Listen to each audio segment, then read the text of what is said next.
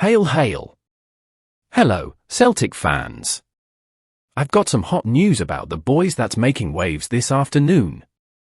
But first, if you're a true Celtic supporter, make sure to subscribe to the channel and smash that like button so you don't miss any updates on the green and white.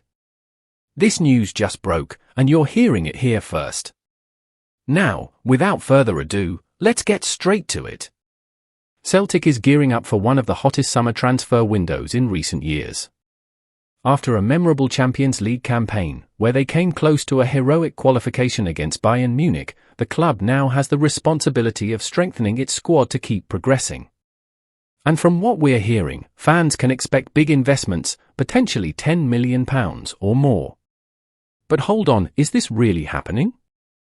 Or are we in for another saga of empty promises and risky gambles? The disappointment from the last transfer window is still fresh in the minds of supporters. The club let Kygo go to Rennes and simply failed to bring in a proper replacement. The result? A Champions League exit that could have been avoided if a key signing had arrived at the right moment. What guarantees that this time will be any different? Former Celtic star Chris Commons has added fuel to the fire, stating that the club urgently needs to target players in the £10 to £12 million range, players who can not only improve the team but also gain value for future sales. If you want to take the next step, you need to invest heavily. There's no escaping that anymore, he said in an interview with Glasgow World.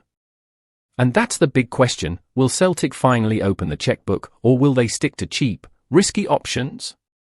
The club broke records by signing on Engels from Augsburg and Adam Idah from Norwich City, but will this ambitious approach continue? Rumours suggest that a pre-contract has been agreed with Kieran Tierney, alongside interest in Matthias Kvistgaarden from BRNDBYIF and David Strelec from Slovan Bratislava. But bringing in players isn't just about signing names.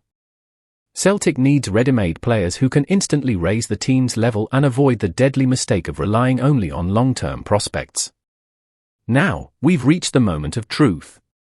The club is in a strong financial position after the Champions League campaign, but what will shape its future is whether the board has the ambition and intelligence to act decisively in the market. Celtic fans have seen this story before.